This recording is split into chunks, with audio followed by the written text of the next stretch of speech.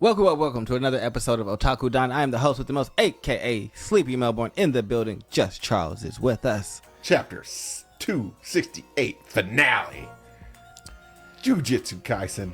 Man, he is disappointed because Sakuna was reduced to try and reverse talk no jutsu, but Megumi back into depression.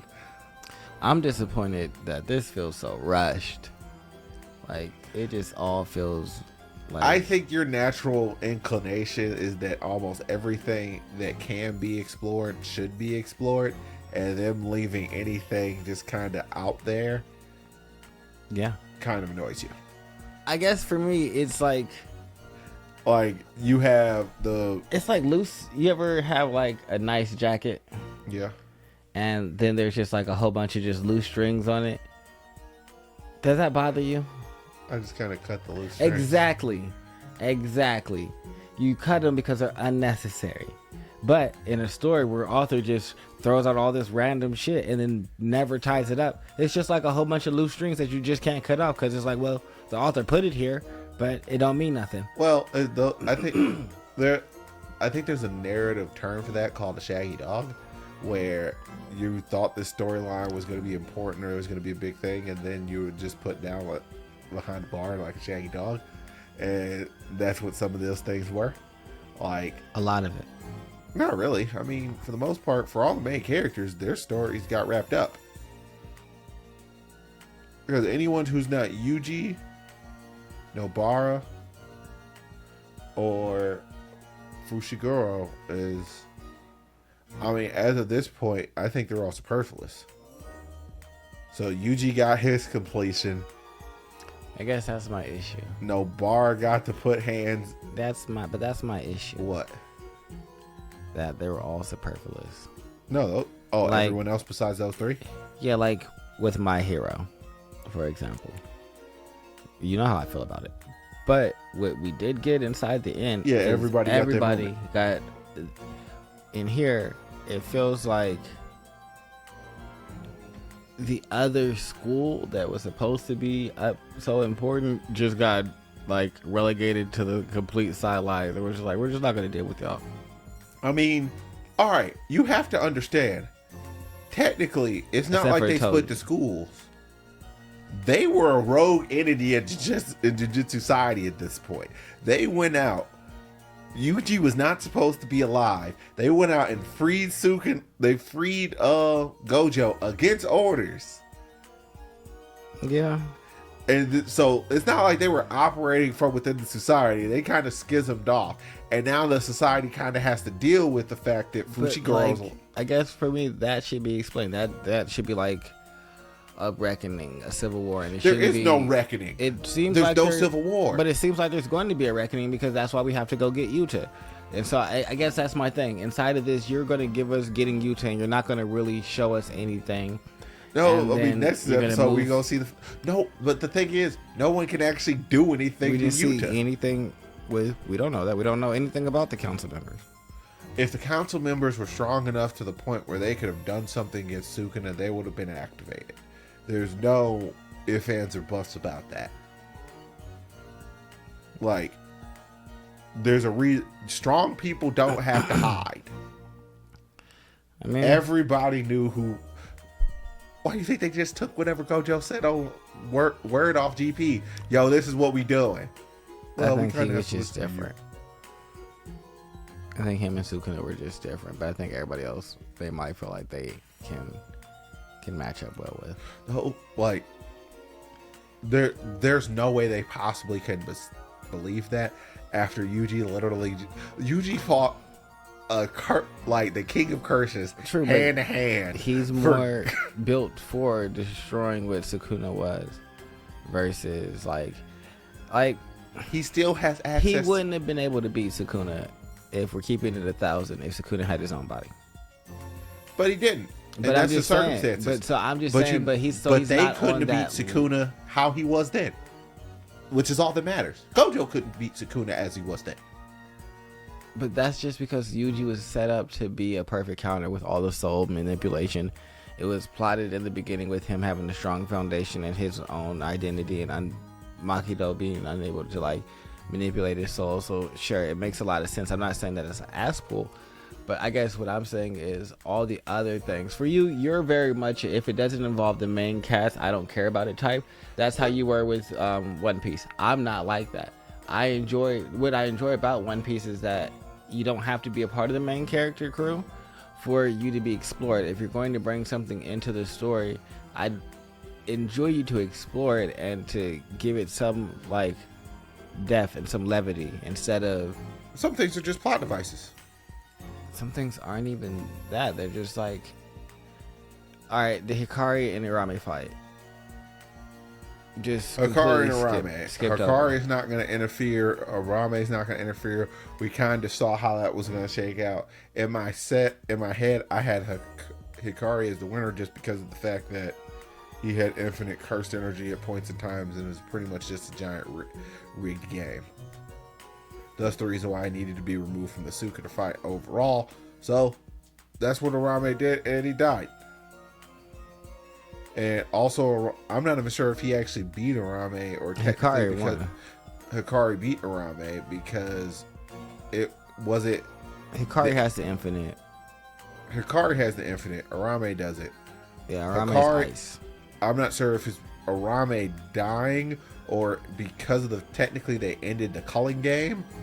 I think he just released himself. Like, it didn't seem like there was anything. I think he just released himself, and I guess that's my other thing. It's just like, why go through all this? I feel like once Sakuna was done, he was like, well, I'm out of here. My entire point of living was for this other person, and now I don't have this person. So, which I don't have an issue with that. I have an issue with y'all skipping the entire like battle. So things like that bother me. It's just, it doesn't feel honestly. like, it would have just upset me if they cut away from the main battle.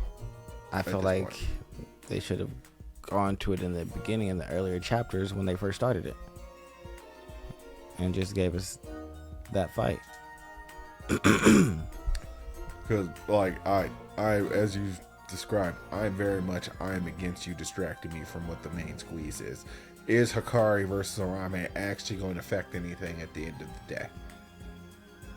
It could have if they had done it earlier, and then we can see one of them show up and interfere in the battle. Like, you could have done lots of things to make it impactful to the main part of the story. But you just sidelined it for a couple of panels at the end. Yep. And I don't believe the entire plan was for Hikari to sideline Arame. So if his goal wasn't to win, I don't think Hikari is going to lose to anybody with like perfect reverse catch technique and unlimited cursed energy. I don't think he can straight up lose. So we end up with him holding standing pat. That was the plan. Seeing it is the issue. I don't care what the plan is. Like, you telling me about what the plan is doesn't change the fact that I'd like to have seen him get into his bag. I'd like to see what Arame could do. Free stuff. I'd like to see. I'm sure it was on a level more than that because Sukuna doesn't respect very many people.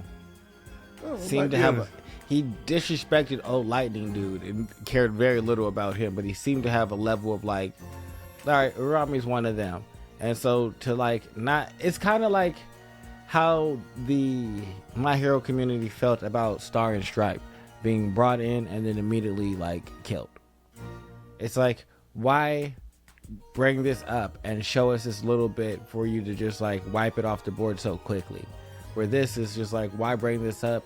Because it pretty much demonstrates the fact that there is no exterior help coming from Japan and they need to solve this themselves. But they got exterior help. Who? Her team still helped Deku. Yeah, they helped Deku. But Deku and the rest of the Japanese heroes are the people who solved the problem.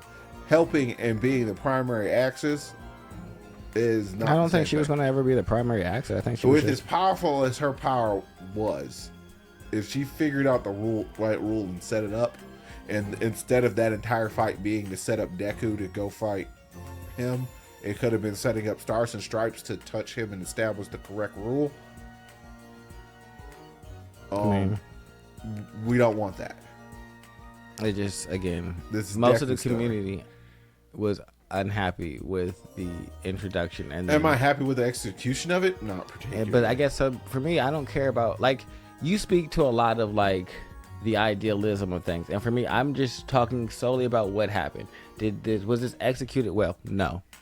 The idealism, I'm talking more so about the narrative function of, and I guess things. That's the idealism of, like, narratively, does this, like, does it fit? What was this thing? Sure, but was it executed well? And if it's not executed well, for me, that's a bigger that's a ding on you as an author.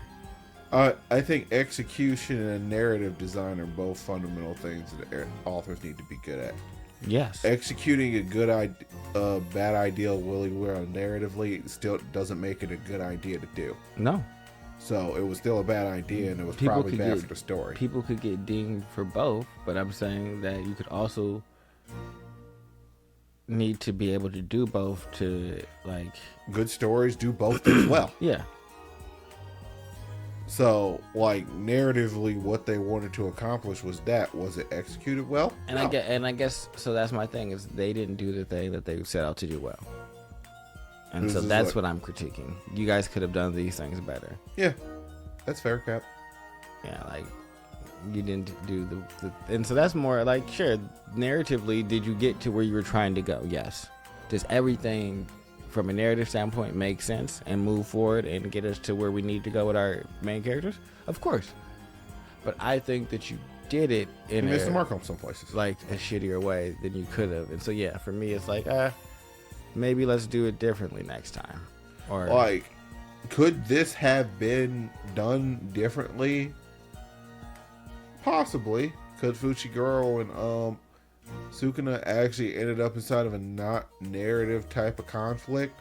Yeah, it's kind of more fitting for Sukuna because he's a person of action and not a person of words, and he's been a person of very few words, except for praising the strong people and downcasting the weak people. Like, yeah, and I think narrative, I think he would have tried to physically just, like, I think seeing the physical representation of Sukuna's soul trying to stop Megumi's soul from, like, breaking out and walking away from him would have been a thing. Like, I don't think should have been, like, a real fight, but I think it should have been more of, like, him, like, dragging him and things like that, showing, like, the true sadness and, like, pitifulness of Sakuna, who is afraid of death. Instead of, you got this, like, reverse talk no jutsu. So Megumi listens to that. I mean, just, yeah, like, I called it exactly what it was. It's reverse talk no jutsu. True, but the way that like, Megumi just shattered, Megumi basically was hit him with a, nah, I'm good. I mean, that's the bullshit that I would do. It's just like... But that's not good, right? That doesn't give people a lot to, like invest You in. have nothing left to live for. Well, I mean, Nobara is alive officially, and I got Yuji out there. I really didn't have much to begin with. Yeah, so it's like, I don't know. So it's just like, oh, ultimately I got like 2 less people. And did I really like Gojo that much? Not really. I mean, I get it. Like, did you I like the fight. I will say, overall, the fight between Sakuna and everybody, I enjoyed that. I love the showing of everybody that was actually there to fight. Like, Chosu got his time. Like, everybody there got their time to shine. So I did enjoy that. Like, Yuta is officially, he shows the fundamental difference between him and Gojo. Whereas Gojo is like this ultimate powerhouse, Yuta also does have that level of power, but he has the level of tactical awareness, because ultimately Yuta played Sukuna like a fucking fiddle. I mean, yeah. He had a counter for pretty much everything Sukuna was capable of doing. I mean, he even tactically understood that Yuji was going to hit a cascade of black flashes at some point. Well, I think it's more because Gojo went in there with the belief that he was going to win. Except for he left letters in case he was going to die. But I think that's... Well, actually... He didn't say anything important in these letters. He told I will also say that what is Gojo's requirement for victory was if... See, people treat Gojo like he's... Like, I just said it's just like Yuta's smarter than Gojo, but Gojo is also thinks a bit more abstract than people actually give him credit for. What was Gojo's victory condition? Was it Sukuna? Like, he came in here and said Sukuna's gonna die today, and you know what ultimately did happen? Sukuna is dead, and is also technically by his hand because it was the people who he directly raised that defeated him. Yeah, that is true. He was technically the instrument of his downfall. These are the people that I brought together. The only thing that I guess you really did was, well, you didn't even get Yuji. I found out what was going on with Yuji, saved him, and then we kept him moving. And then set it up and started feeding him fingers, and then set him up to gain your power, and gave him the same exact tool that was used to beat you. Yeah. Them good old black flashes and a dismantle, a little disturbance punch into Black Flash. Man, that was some good fighting. I feel bad for taking that Black Flash is like 2.5 times power or whatever. He punched him all the way through his freaking sternum. Yeah. Got to break the sternum. I enjoyed all of that. It was a good time. Just like, and we left off on a really good point last week, and we just got to come into this, and it's just like, oh. I have to say I was right. I told you I was going to end this chapter. No more fighting. Whatever. Next chapter we'll go on to some new. Break next week. Well, yeah, that's why I said next chapter, not next week. Next chapter we'll go into trying to rescue. We're gonna go get Yuji Kotsky because he's probably he really probably don't need rescuing. He's probably running around smacking people. I think he needs rescuing. I don't know what he needs rescuing from. What I would say is probably people were injured from the Sakuna fight. Oh, they were definitely. And so, if you're injured from that, then you're probably in a weakened state where people could put some bindings on you and things like that, and have you just sealed up and locked up. And Rika, but we can't go close because Rika go smack us around. That's why we put you in a room and just put bindings all around the room. Now you're strapped in here. Now this is your prison. Hospital room is your prison. And hopefully those other guys don't decide to come through here. Yeah, until we shall see. But other than that, I don't have anything else for this chapter. Nope. Sukuna is gone. The best trio is back together. See, you couldn't get rid of Nobara. I knew she was alive. I knew it. It's just like, they even did the weird prep. She's sitting up here gigging Gojo. She even did the weird present thing. She has no eye. I mean, they can probably do the body swap to teach her reverse curse technique, and then we can just get this figured out. Oh no, I think she's cool without the eye. I like the eye patch on her. Gives her some character. It does. It does add some flair to her. But make sure you guys like, subscribe, comment below. Bye-bye. Out here.